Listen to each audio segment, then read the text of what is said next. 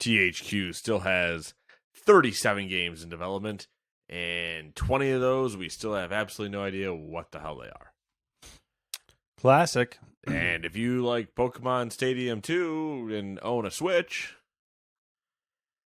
then you can play it soon. Thanks for listening. Real thriller this week. That's lit. It's an oldie, but a goodie. An oldie but a goodie. Bananas are in the warehouse this week.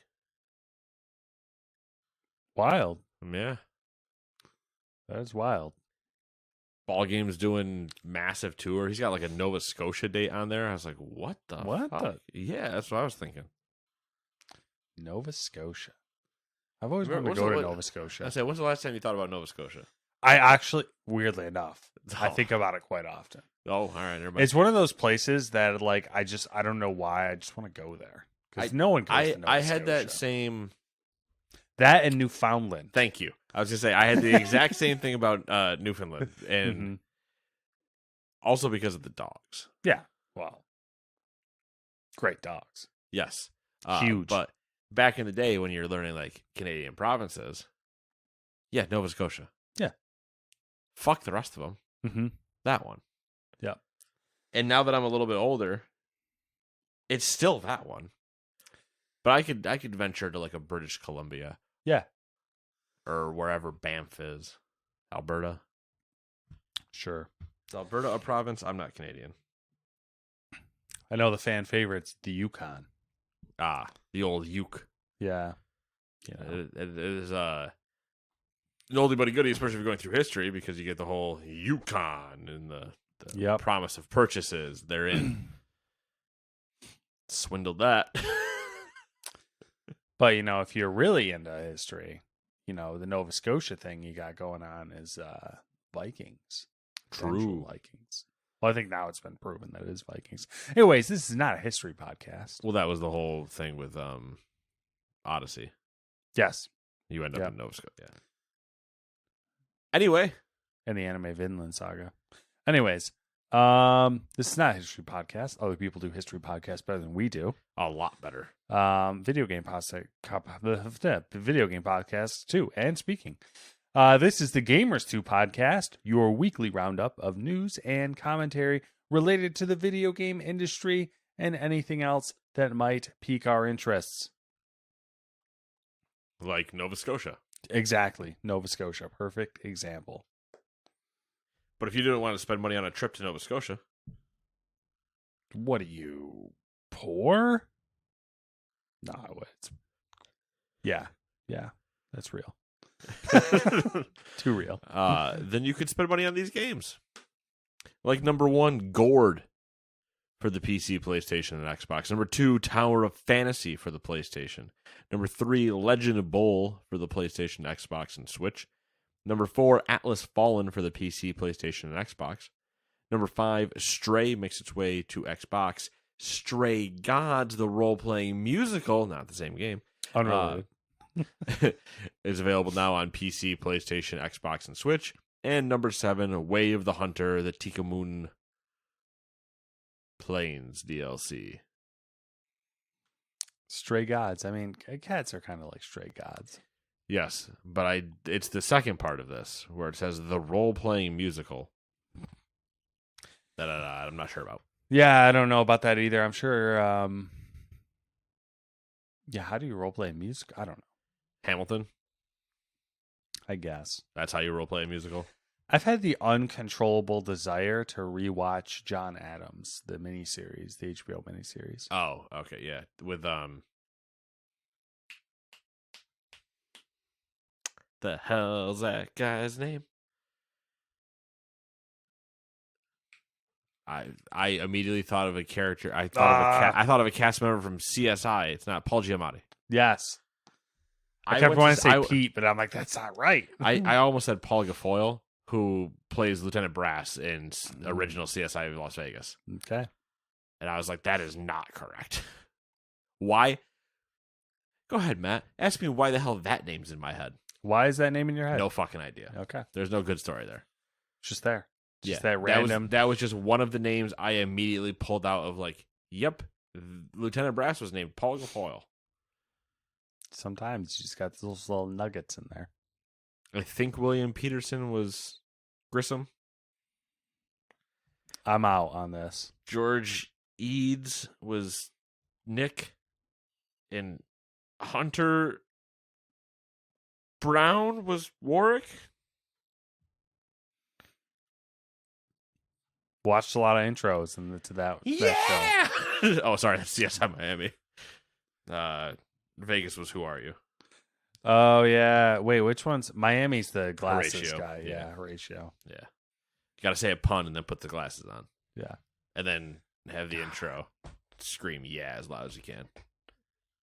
What a wild And then they time. did, and then they did New York.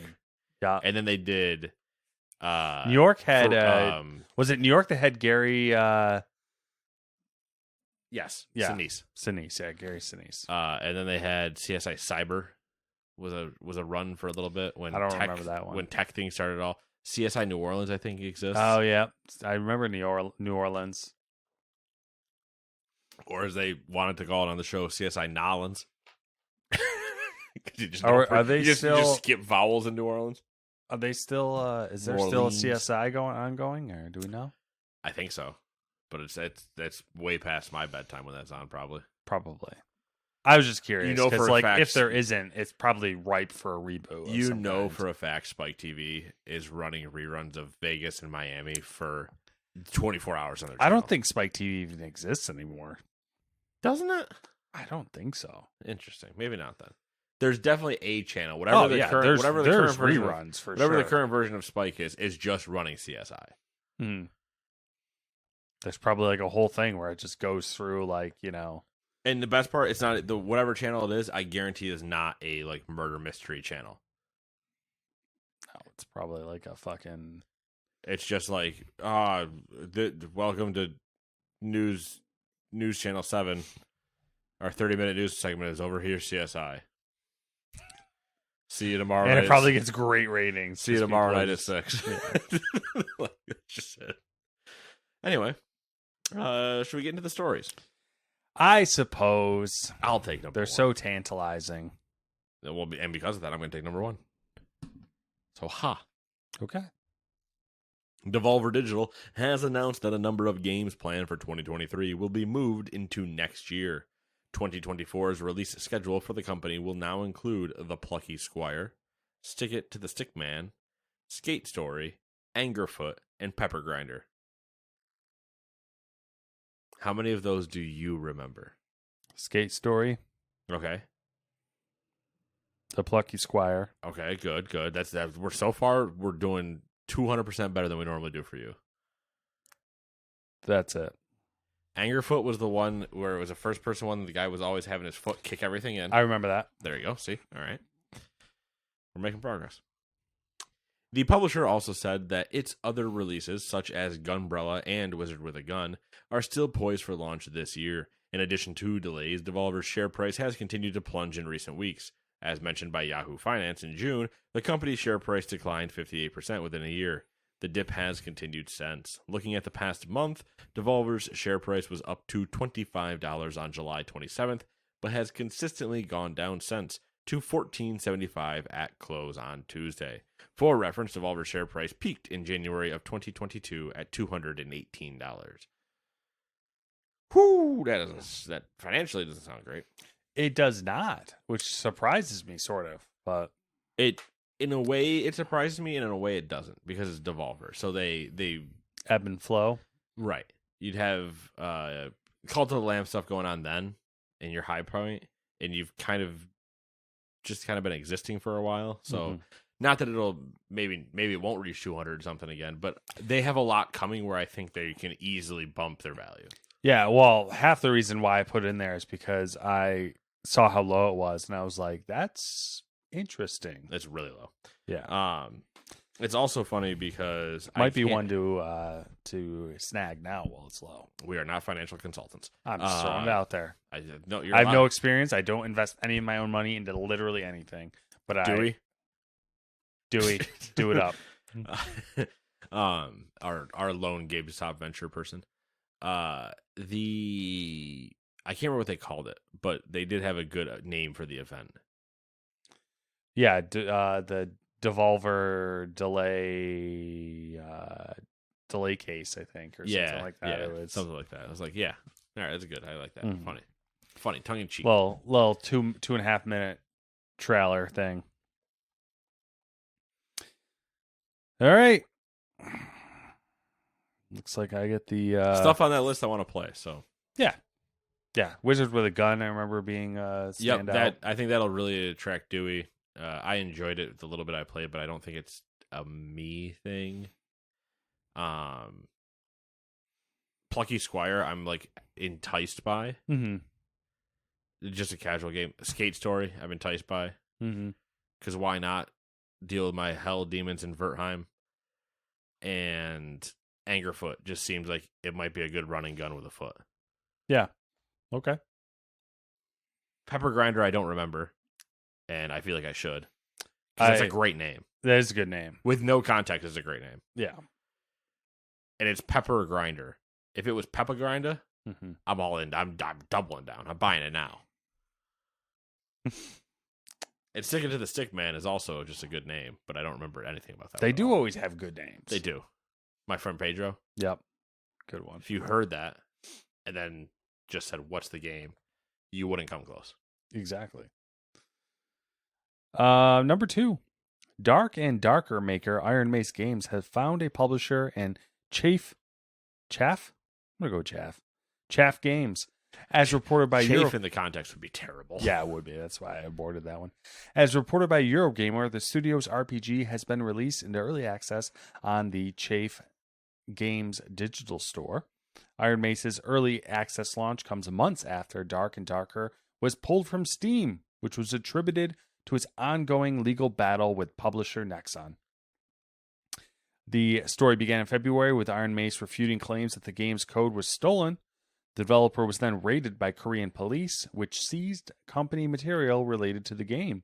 In a comment sent to PC Gamer, Iron Mace explained that it would like to return to Steam eventually. Interesting.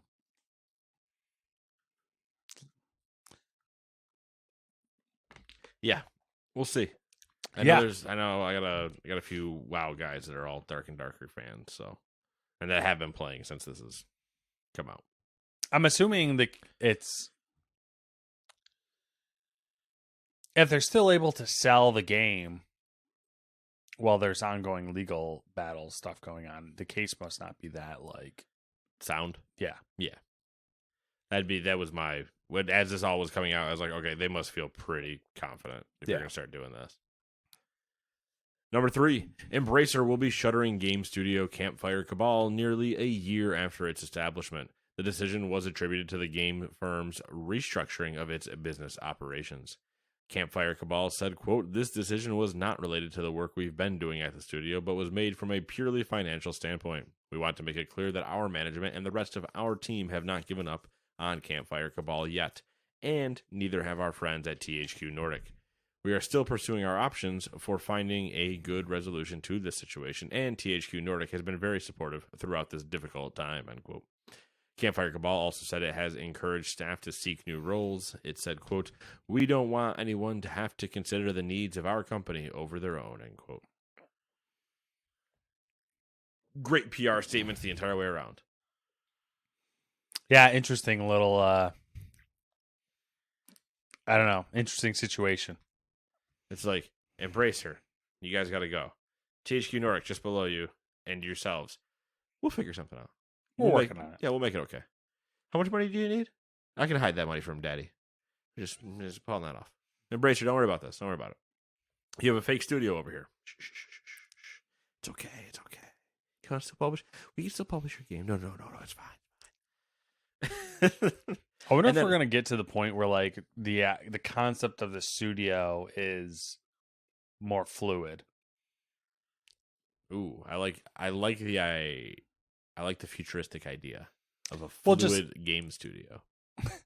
Just that, like, you know, these studios like form and shut down, like, you know. Right. So why not just have like rather than a studio, have an idea. Well, like rather- instead of and rather having than- like a and- giant studio, maybe you just have like little like I don't know what you'd call them, like little like groups essentially, like little Services. like little Here, units. these are my character designers. If you need a character, go ask them. They will make characters for you. Yeah. My environmentalists are over here. Mm-hmm. Physics guys are in the cube over. Yeah. Talk to them. They're weird. And then you could take those groups and put them all together and make A a studio. studio. That's really all it is. It is the to go IT for you. It is the containerization, the Kubernetes style of a studio, which is deconstructing a studio to everything be its own individual pod. Mm-hmm. Which then everybody goes, well, why don't you just make like a studio or like just one single app that does all of it? It's like, no. You don't understand. It's better this way. Multiple people, by the way, have tried to do something like this. This is what kind of like in a weird transition, like that's what Joseph Gordon-Levitt's thing is. That's what a few other things are, where they're like, we create assets. The Unity store. You can build your assets and then sell them on the store. But then if you do this company wide, you end up with projects like Ubisoft where you don't have a clear vision. Right. But what it takes is you, with one person having a clear vision and saying, I really like this artist's work. Mm-hmm. I like their assets, but I need something changed or cut. I'm going to hit them up. What's your hourly rate? I need a character. Thank you. I appreciate you. Name written in the credits. Made character. A little foreshadowing. What's that foreshadowing? We'll get there. That doesn't. Why are you foreshadowing and now forebodingly foreshadowing? I mean, you just inadvertently, craftfully are kind of referencing a story that we're gonna talk about. Valve has announced that it is now selling refurbished Steam Deck devices. Valve said, quote, all refurbished units meet or even exceed the performance standards of new retail units. Although they may have minor cosmetic blemishes, they provide a reliable, high-quality gaming experience at a lower cost, end quote. The cost of the refurbished models is $319 for the 64 gig, $419 for the 256 gig, and $519 for the 512 gig. Valve added that the systems will include at least a 1-year warranty and have the same customer support as the new units. Great deal. Yes. The $319 model is sold out on the refurbished site already. The other two are still up. Very tempting. But they did say they're going to fluctuate as they come in. Yeah. Makes sense. And also, if you got the 319 one, then you can buy a 512 hard drive that fits it for like $80. Yeah. And then if you want to spend $100, you can get a 1 terabyte one. And if you want to get a 2 terabyte one, you spend $120. Like, yeah. You can immediately blow through the storage size and still be under cost of a retail one. People have modded more RAM into them too. Also true. And you can swap joysticks and whatever else if you really want to get wild. Mm-hmm. But yeah, it's really tempting. I just can't justify it still. Yeah, it's the same thing for me. It's really alluring, but I know that I still wouldn't use it. I wouldn't have, I don't know. I don't have a use case. That's my thing. Oh, I'm going to portably game instead of walking 3 feet to my computer. Yeah. Yeah, I mean, I could potentially have a use case for it just because it would fit having something portable. Your use case is closer to what the guy at work is. Yeah. Where he has one relatively newborn. I think his other one is 2 now, or is turning 2 soon. And that's his whole thing, is like he can't find time to sit at his computer. So he just will rip it out and play for the little bit he either has, or like, throw headphones in while he's playing before he falls asleep at night or whatever. Yeah. I just can't justify it because half the time when I do get those moments, I'm so fried that you're just dead to the world. Mm-hmm. Number 5. Telltale has acquired Flavorworks for an undisclosed sum. The company's, quote, shared understanding of the convergence of film and game sector, unquote, was cited as one of the reasons behind the acquisition. Flavorworks CEO Zachary Slatter will become Telltale's managing director for Europe.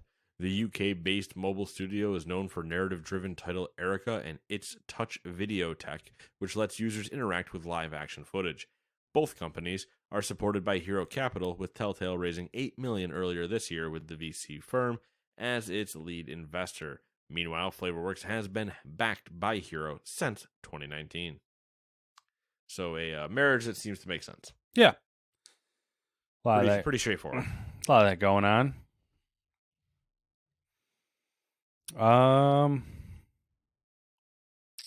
Was there anything I wanted to say about this?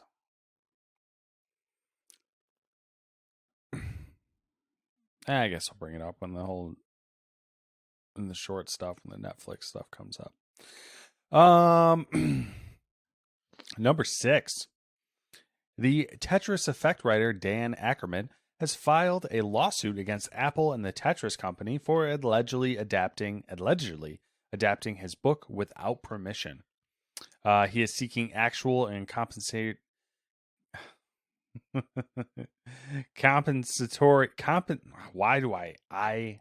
why don't you work, mouth? Why don't you work? Oh my God.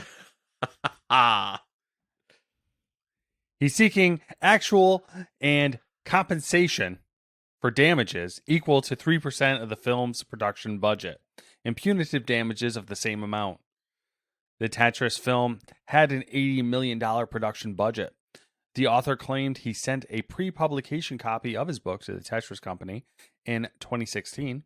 The company allegedly refused to license its IP for the book and sent a strongly worded cease and desist letter to dissuade Ackerman from pursuing film and television opportunities.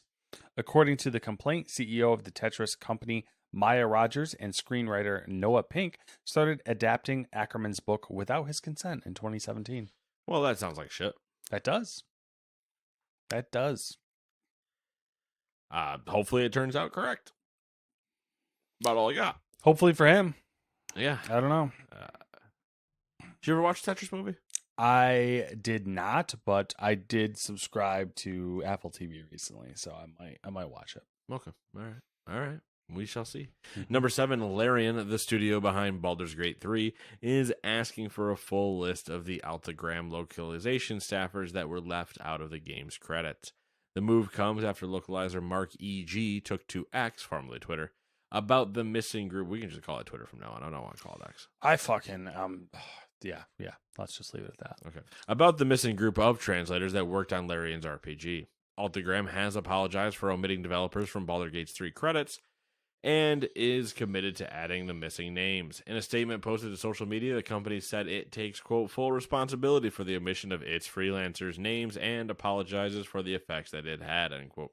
The company will also be creating a committee to review its crediting process for the next time they make a game in 15 years. Oof. Get wrecked. Hopefully they make it right and find what they need to and fix it. I find it interesting that that's becoming such a problem recently. I don't get why they leave people off the credits. I don't know either. I don't know, like, do they just... is no one, like, tracking it anymore? Because full disclosure, I don't read the fucking credits. Yeah. I know how many people worked on the game. Yeah. Roughly, like, not specific number, but, like, the I people... I know it's a Village makes a game, not, Todd Howard. But I don't read through the credits, but obviously if you were somebody that worked on the game... someone who worked on the game. Right. You're going to watch for that moment, and you're going to want to see your name up there on the fucking monument that you built. Yeah. Makes sense. Part of also, with this, goes into the whole strike, actors and writers, because they were getting screwed over. A friend of the pod can't call him that. Gary Whitta, it wrote Rogue One. Yeah.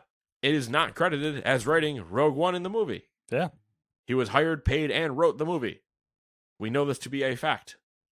And then if you look at the screen credits at the end, he's not there, and a bunch of people that didn't write it are. Mm-hmm. Huh? And that's just like another example that I know specifically. So Yeah. It's wild. Entertainment's wild. Big companies wanting that money. Don't care about the little people. That's how it works. true. Well, there was a Pokemon Presents this week. Presented a lot of Pokemons. Said catch them all. I have come to offer you Pokemon. Exactly. Would you like this little fire dragon? Or this blue turtle? What about this plant? If you could have a starter Pokemon in real life, Of any generation? let's just do the original. The original three. The original three. Charmander, Bulbasaur, and Because and let's not Squirtle. overcomplicate it. I don't Okay. know a lot about the Sure. old Pokemon. Sure. I summoned Blue Eyes White Dragon. Crossover. I would pick Karibo. Charmander. Charmander. If I gotta pick the original one of the original three, I was always a fire guy. Charmander. Though Charmander at the same time presents the hardest one to keep alive.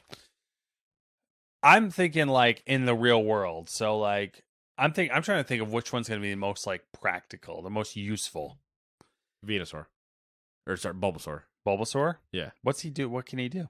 He's a plant. I got my own oxygen supply. Okay. I'm chilling. World goes Yeah, to but shit. then if we you get hanging. Squirtle, you got your own water supply.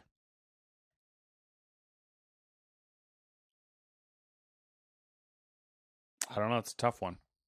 It's a tough one. I can burn Bulbasaur. Burn trees. Yeah, I don't know. I mean, Squirtle makes sense. Charmander, if you're going in like a practicality sense, Charmander's probably the one you don't pick. Yeah. If I'm going for I want to just be powerful, probably Charmander. Yeah. You mess with people. I mean, it's a cool choice. The cool one. Yeah, it's just it's the hardest one to keep alive. That tail goes out, he dies. So like that's kind of a problem. Do I just light it back on fire? Can I revive him? I don't know. That's a good question. Things that have not been, brought up. I'd probably go with Squirtle. He's got a shell. I don't have to keep. He's got sweet sunglasses. Yeah. He can wash my car and stuff. Like. But it also means you get a moment where you have War Turtle. I don't know what that means. That's the evolved form between him and Blastoise. It's the, like purple. The middle round. Yeah, It's the middle evolution. Yeah. Is he a dick? I think he's probably just like the worst of the three middles. Well, that tracks for like my choices in life. Yeah, but I mean that's specific to the middles. Then when you get to Blastoise, now you're into like, all right, now we cool. Yeah, we vibing. He's all right.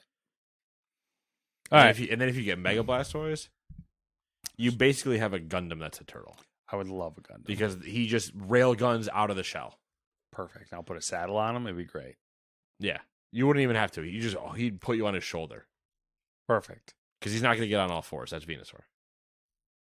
This is getting complicated. Charizard will fly around. Yeah, he's got wings. Okay. So that's kind of like, All right. Let's talk about some Pokemon stuff. There was we're gonna do our customary recap. And I'm just gonna list the shit off. You can go into detail if you so choose. Okay. My favorite way to do this podcast. There was a little talking about 2023 Pokemon Championships. Hey, cool. They're I feel like when they happen, we've talked about this before, when I will randomly wake up on I say randomly wake up on a Sunday morning. I do wake up on Sunday mornings. Wake up on a Sunday morning and you're like, I don't know, there's nothing really to watch. Mm-hmm.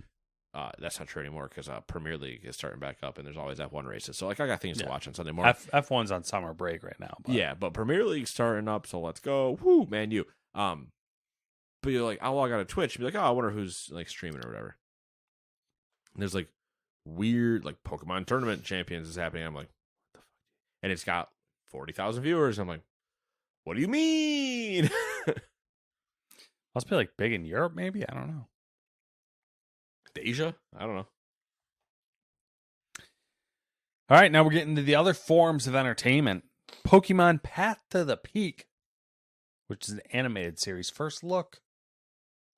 Do you care? Do you know what it's about? No. I believe Path to the Peak is the one about the trading card game.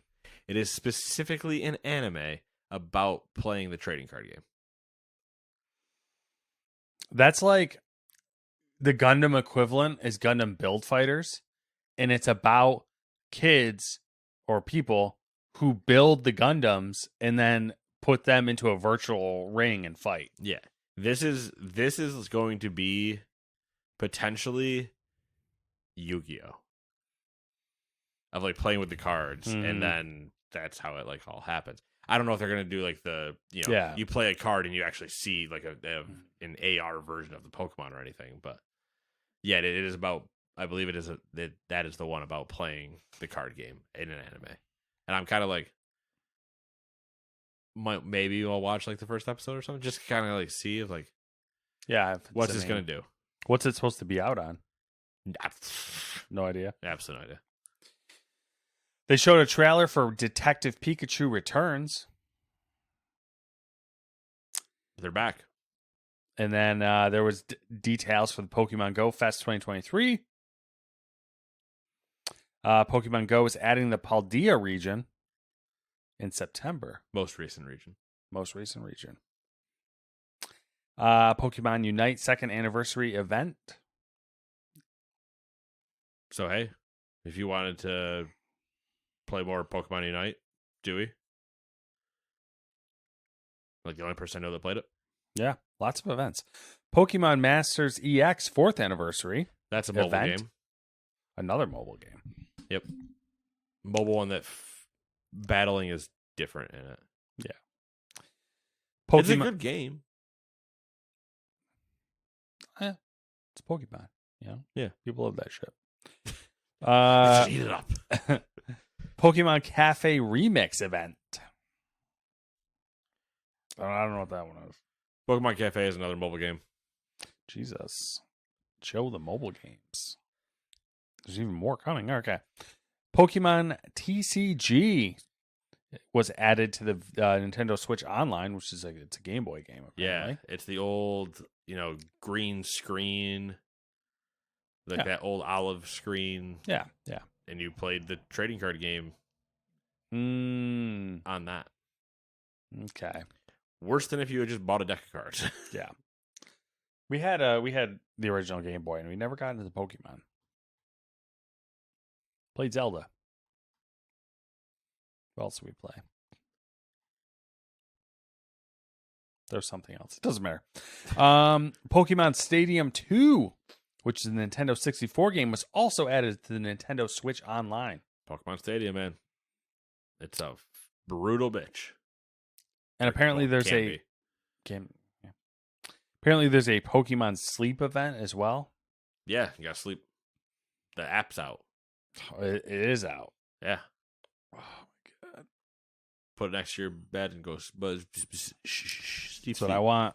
Nintendo tracking my sleep so that I can get some Pokemon. And then Pokemon Paldean Winds animated series. First look. So another animated series. Yep.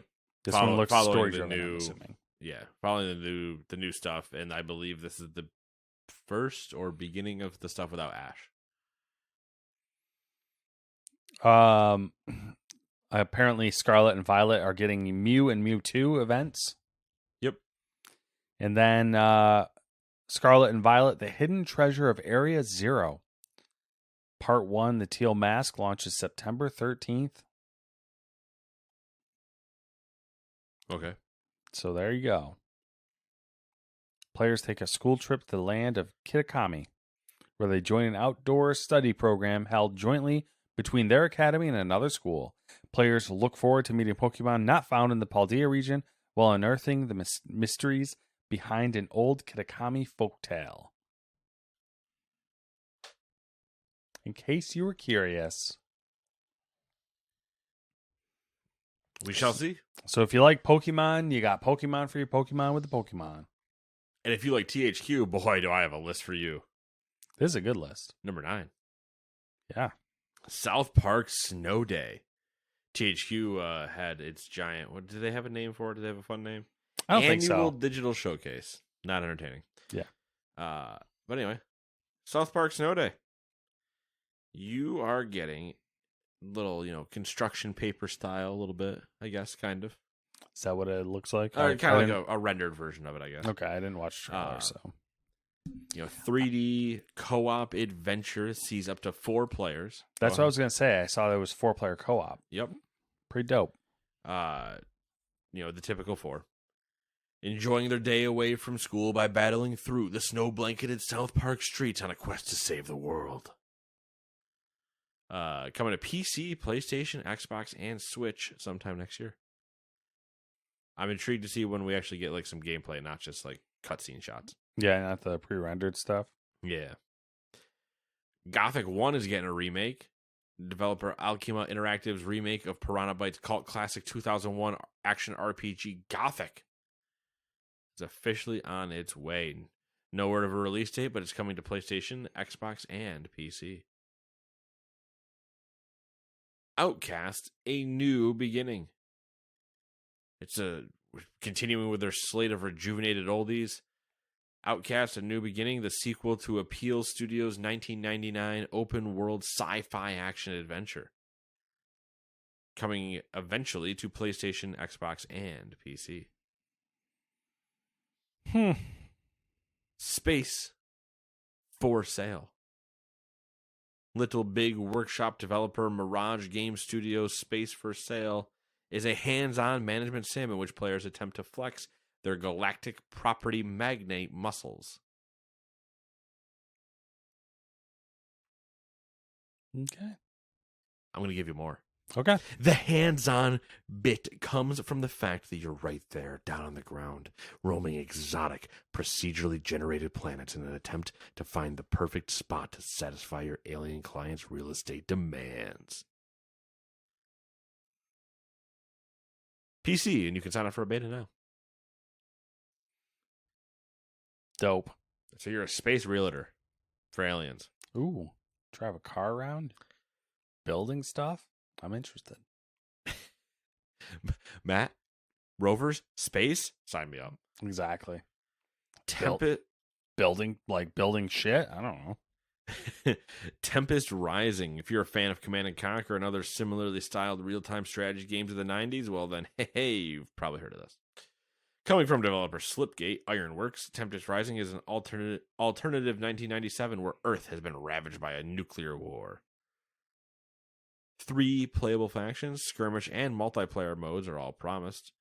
You can get involved on the playtest from today until Monday, August 28th. Titan Quest 2. Y'all remember Titan Quest 1? Old game. Titan Quest 2 revives Iron Lore Entertainment's acclaimed action RPG series for another bout of adventure in a mythological ancient Greece, as this time they attempt to stop Nemesis, the goddess of retribution. Ooh. Promising things like unimaginable challenges, exquisite loot, and unique, powerful character builds. No release date, but hey, PC. Trine 5. Holy shit, they're making a 5th one.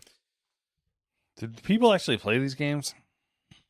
So you remember when like 2 and 3 were the Brays? Like they were the big thing. Yeah, maybe. That's the last time I played them.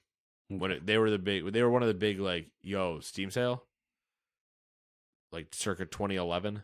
Mm-hmm. Trine 2, if you want a puzzle game, man, oh, it's so good. And here we are, Trine 5. Trine 5, A Clockwork Conspiracy. Developer Frozen Bytes' physics-based co-op platform series Trine returns later this year for a 5th installment, subtitled The Clockwork Conspiracy, featuring new skills for its returning trio of heroes. New puzzles and all the fun stuff. Out August 31st on PlayStation, Xbox, Switch, and PC. So, hey, coming soon. Like 2 weeks. Or I guess 2.5 weeks. Alone in the Dark. THQ Nordic's reimagined version of Alone in the Dark, which is being handled by Swedish developer Pieces Interactive with Soma and Amnesia: The Dark Descent writer Mikael Hedberg at the helm, takes the basic premise of the 1992 survival horror classic in which private detective Edward Carnby, played by David Harbour, helps Emily Hartwood, played by Jodie Comer, investigate her uncle's suicide at the gloomy Dercito Mansion and attempts to filter the original's blend of exploration, combat, puzzles, and a story through a more modern lens. Coming to Xbox, PlayStation, and PC on the 25th of October, when horror and spooky games should come out. Nice. Not in the middle of July. Yeah, that's weird. The Last Train Home. Trains, I'm in. Ashbourne Games' Last Train Home is an epic survival strategy game inspired by real historical events. You're going to be guiding a squad of Czechoslovak soldiers back home. But, Siberia. There's a lot of treacherous shit out there. The armored train. Manage resources, and engage in real-time tactical battles to survive. PC later this year. Let's see what this looks like. Way of the Hunter, Tickamoon Plains. We talked about this earlier. I said it was out now. Mm-hmm. Because it's a DLC for Way of the Hunter. So you want to shoot lions? Go for it. Do it in this game. Recreation. Like I'm going to wreck your ass. Jesus. Went hard right there. Recreation. Spelled like you're going to wreck your car. 3 Field Studios, the team of ex-Criterion devs responsible for the likes of Dangerous Golf and Dangerous Driving, revealed their open-world racer Recreation last year. The emphasis here is on freedom and player-created content, with players working together if they choose, able to whip up their own physics-defying courses on the fly for a quick bit of racing wherever they roam. Hopefully this year, but for PlayStation, Xbox, and PC. Teenage Mutant Ninja Turtles. Turtles with a half shell. Turtle power. There you go. The Last Ronin. Inspired by the comic book of the same name, unfolds in a battle-ravaged New York City, where my tablet freaks out. A lone surviving turtle embarks on a seemingly hopeless mission seeking justice for the family he lost. Seeing how I'm editing everything I'm reading, I turn into fucking Shatner. I mean, you kind of have to. On its way to PlayStation, Xbox, and PC. So there's the turtle game that everybody's been waiting for the last how many years now? A while. It's a dark one, though. This one's dark. Which, kind of into.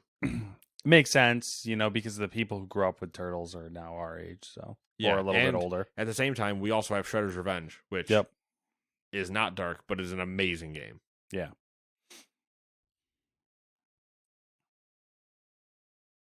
All right. That's THQ. So it was, which brings us to Rumor Roundup. We're so excited. I don't know if that's going to come through on the mic, but I hope it does.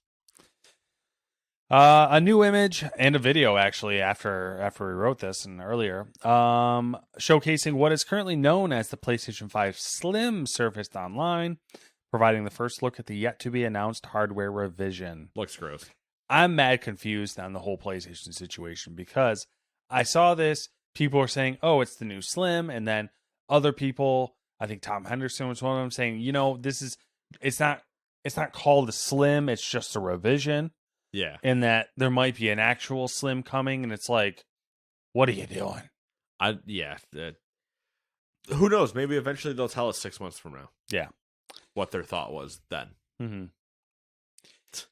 And another, what I think might be a bad idea, Microsoft is looking into an Xbox Series X digital. And there are also plans for other hardware in 2025. Better be the fucking stick that I've been talking about for the last 3 years. That's a good idea. I think an Xbox Series X digital is kind of a waste of time. But So here's my thing. It's a waste of time if the conversation is not just, let's just put a bigger hard drive in it and take the other part out. yeah, If they try to do any more than those two things, there's no point. I don't know why we keep doing this. yeah. I don't think it's worth it though, because like it won't really be that much cheaper. No. I mean, the only reason to do it is for Game Pass, essentially. Right. And again, I don't see the point. Yeah. Just make a streaming device. Yeah, just do that. Do the other device thing.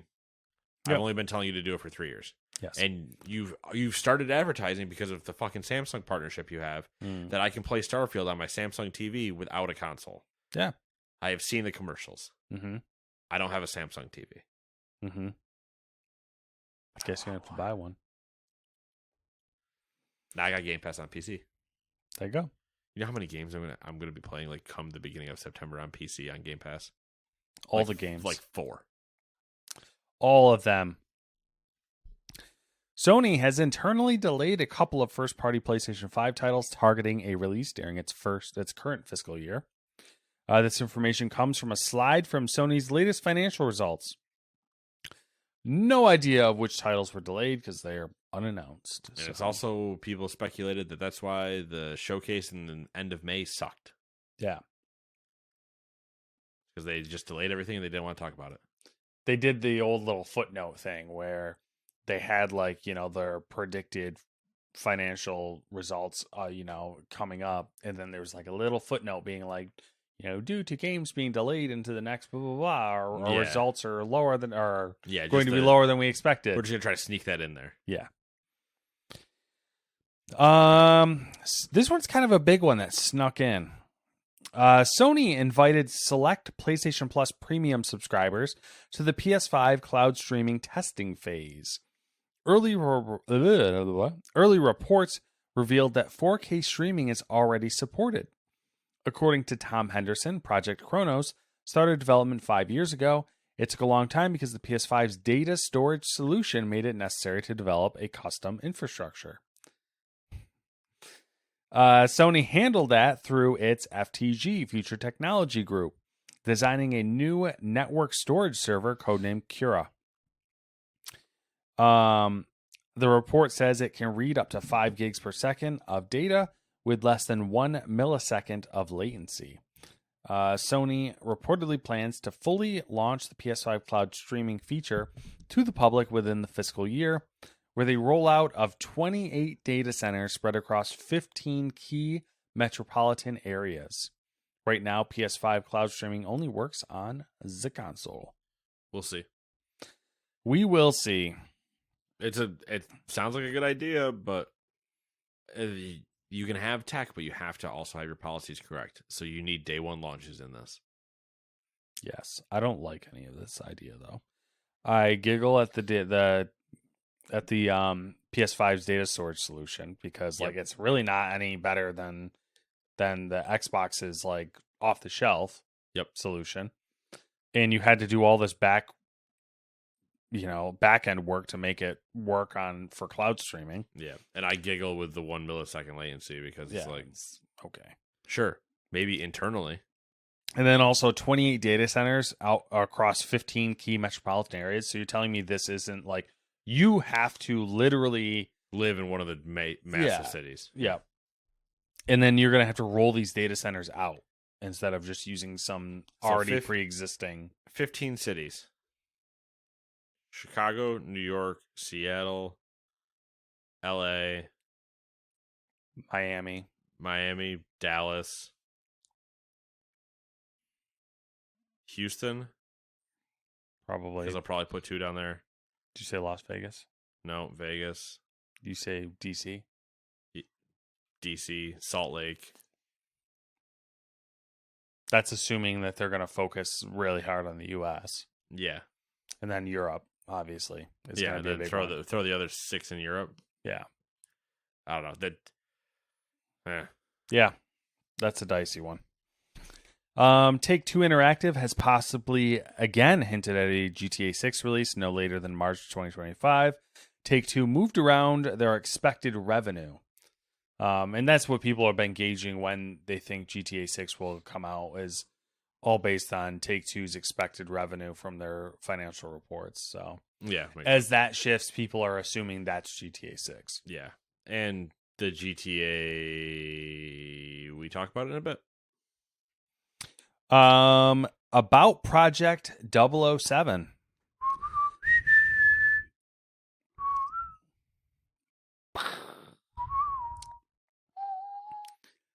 IO Interactive. Jesus. Scared me a little bit. IO Interactive Senior Technical Executive Producer Chris Vega said 007 is under development and it's looking very cool. It's going to tell the story of the first Bond and how he becomes the secret agent that he is. But that's what we can comment on. Casino Royale. Yeah. Unless you're going to tell me the story before Casino Royale. I think this kind of makes me think they're telling... Yes. That it kind of makes me think they're telling a different origin story. The lead up to Casino Royale.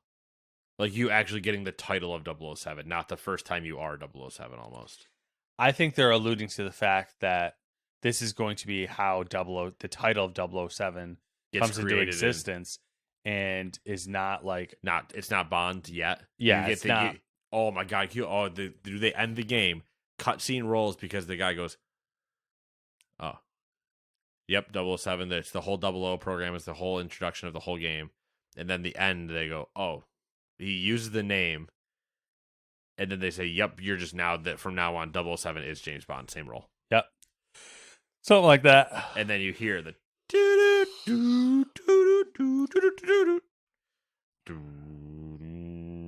Anyway.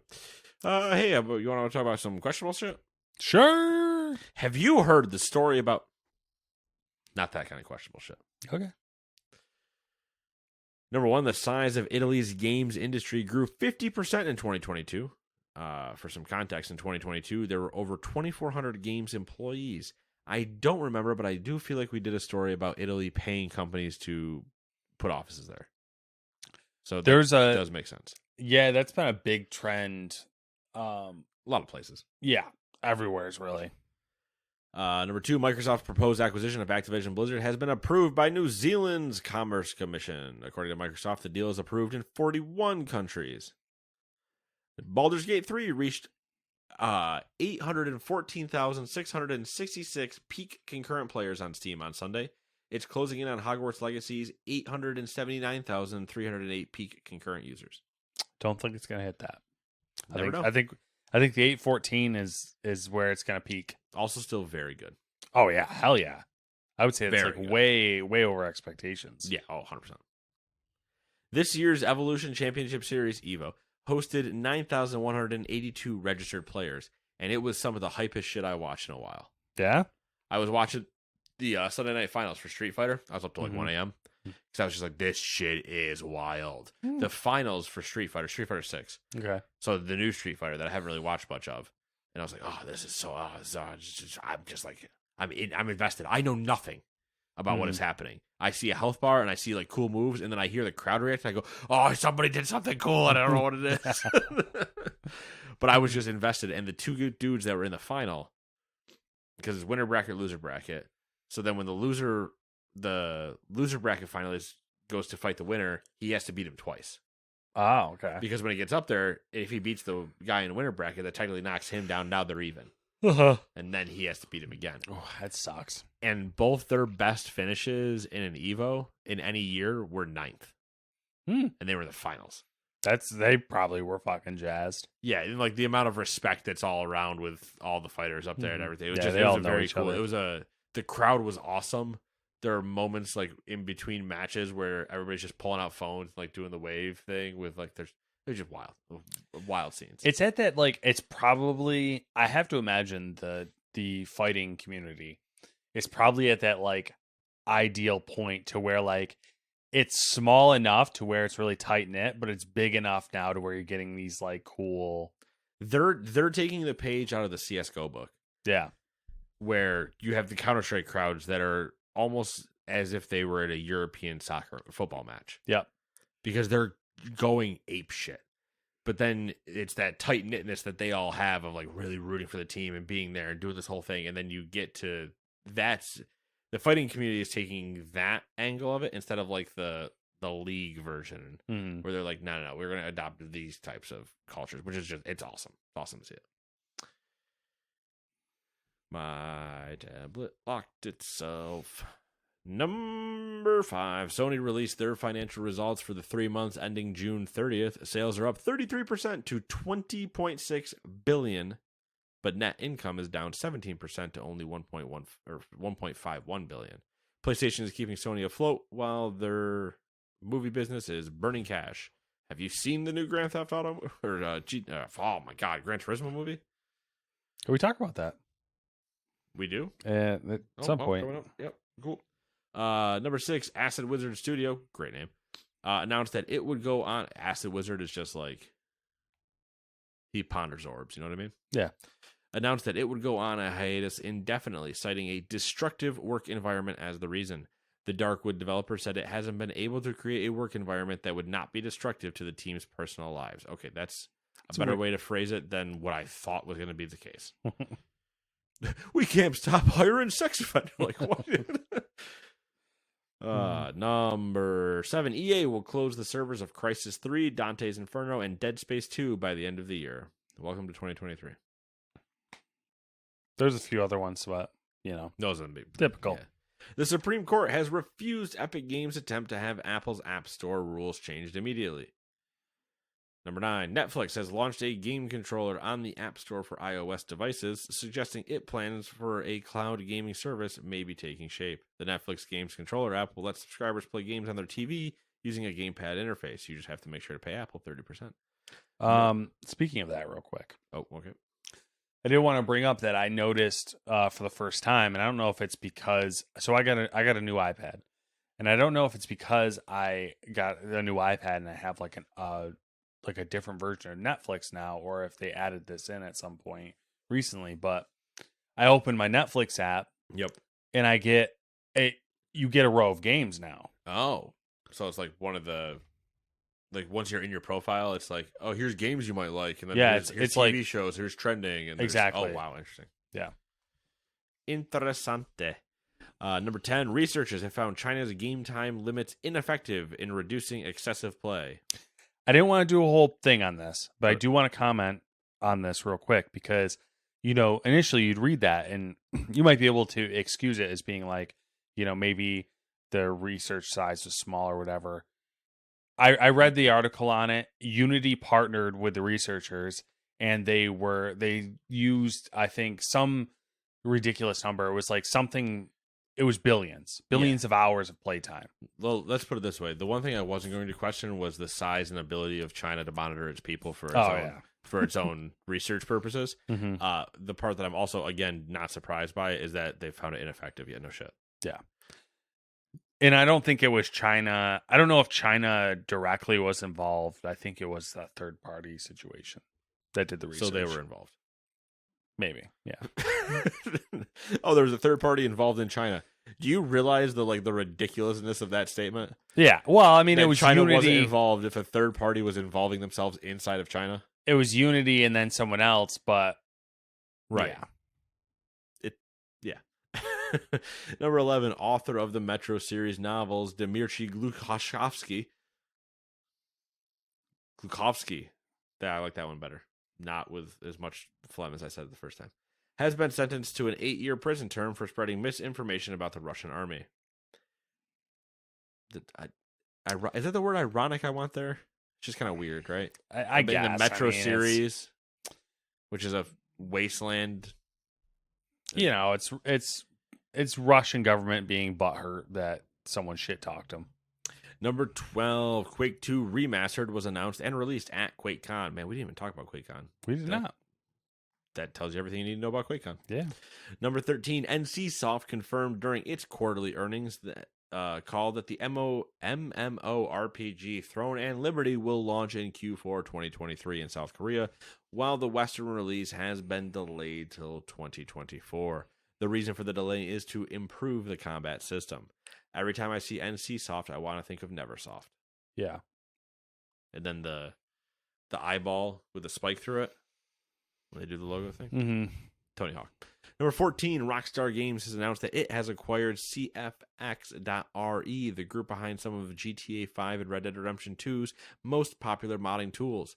They're the group that does the more popular roleplay servers, and there are also 2 other acronyms that should have been in here that I do not remember the name of. 5. It's like 5's one of them, and there's another one too that are like the 2 communities of. Yeah, I think they're both. I think they both are a play on 5. It's like LM5 or RM5 or something like that. Number 15, EA Sports has announced EA Sports FC Mobile launching globally on September 26th. Veteran voice actor Keith David will be replacing the late Lance Reddick as the voice of Commander Zavala in Destiny. Guardian. Number 17, Xbox has reduced its $1 Game Pass Ultimate trial from a month to 14 days. But guess what? You can still beat a lot of games in 14 days. That's all I'm saying. It's true. Number 18, critics have criticized the Gran Turismo movie for allegedly reframing a real-life incident in which a spectator died, while also advertising their latest racing game. Yeah, I'm surprised. This one will probably pick up pace a little bit because the incident they're referring to happened at the Nuremberg Ring. And okay. I don't know if you saw the news lately, but this past week, 2 people died at the Nuremberg Ring for 2 Goodyear tire testers in a Porsche. They were in a 911. I think it was a 911, but it was a street car. I don't think it was track prepped. Oh. And they crashed at the end of that really, really long straight. So they didn't put the chicane in the middle. They were just doing the full straight. Yeah, they were on that straight. You can have a chicane like halfway down. Yeah, I think they were. I don't know. I think the circuit might like Goodyear might have reserved the circuit for tire testing. Makes sense. But basically, they got to that first corner and they were probably going like $150, if not more, and something. I would say depending because a Bugatti can cross 200 something on that straight. Yeah. The Porsche it's a Bugatti, obviously, but that straight is that long. Yeah, the Porsche they were in, I think, has a top speed of like 180 something, and they were wearing. The assumption is they were wearing normal 3-point harnesses because the car, obviously, they're going so fast. When the car crashed, it started rolling. It's rolled violently, and both people were ejected from the car. Yeah. Activision has announced officially Call of Duty Modern Warfare 3. Yeah, I didn't. It was just a teaser, I think, right? Yeah, they'll do one of their bigger like normal events or whatever. But I think they have confirmed that like story wise, the villain is Makarov and whatever. Okay. So, not many people play it for the story anymore. So yeah, which is a shame because like the Modern Warfare stories are very good, like good gameplay. The story itself might not be great, but like in terms of a 4K story shooter, like can't really beat it. Yeah. Rockstar announced that it's porting Red Dead Redemption to Switch and PS4. It'll cost $50. I don't understand this, and I'm actually upset. Yeah, not on PC either. Not on PC. They're not porting it. They're hiring a company like they did with GTA. Yep. And it's the same company that did the trilogy, right? I don't know if it's the exact same, but they're going to Switch. Okay, cool. That's not going to run. And also, you have the map in Red Dead 2. Yeah, I don't understand this move at all. It's just a money grab, and I'm not participating. Switch and PS4. Yeah. So random. Yeah. So random. All right. Well, that's all I got. Anything else? You got anything? You been up to anything 7 days? Anything fun? Not really. I mean, we talked about it earlier, making my way through Ted Lasso. It's a really good show. That's about it. I'm finally getting to the end of this book, The Rise and Fall of the Third Reich. How's it end? Where am I? I'm just going through. We are at the we're coming to the culmination of Valkyrie, where they tried to assassinate Hitler. Yep. And I've had some rough going because we got into like the rough part, the more sinister aspects of the Nazi regime and things that they did to people. So that was like a little rough. Yeah, that stuff gets hard to read. And then that's about it for me. You got anything thrilling going on? I can't. No. No, it's a simple answer. Really don't. Yeah. Just another day in the life. We're all in holding patterns in life. Yeah. Adult that can't land, so just circle in the airport. Yep. Eventually I'll run out of fuel. I'll figure something out. I was just going to say, circle in the airport, running out of fuel. Just looking at that meter going, I'm going to have to land eventually. This plane's coming down one way or another. It's either coming down soft or quick. Uh, But yeah, no, that's about it. Just going through the motions. Same. But all right, that's all I got. And I think we'll see you guys in 14 days. We're going to take next week off. I am busy. Someone's got like engagements to go to. This is Planned engagements. This is the only plans I've had all year, minus when we went to a baseball game. That's a good point. And the only other plans that at some point I'm going to have is I'm just going to take a week off and go live at the fair. Ooh. Because why not? I mean, that one time we went when it was like it was a random night. Yeah, we were going out to see Dropkick. Yeah, I was pretty dope because it was like pretty dead, and so it was nice. It's the key of going in the middle of the week. Yeah. Because I think specifically that was either a Tuesday or a Wednesday. Yeah, it was middle week, and it was picked up met each other after work, got out there, so we were at the fair at like 6:00. Show wasn't until like 8, so it was like, all right, we got 2 hours, kind of like walk around, get some food, and chill, and then I could go for some fair food and dinosaur. And that's why I want to do it like in the week and just take a day off and go, because then I can eat my way through the day instead of get there at 6 and go, I want to try all this shit, and then feel really bad at 8:30. Yeah. So I might do that once or twice because I gotta burn time anyway. Why not? So screw it. Yeah. All right, that's all I got then. Until 14 days from now, we will see you later. Toodaloo. Have fun. Bye-bye. Don't do drugs.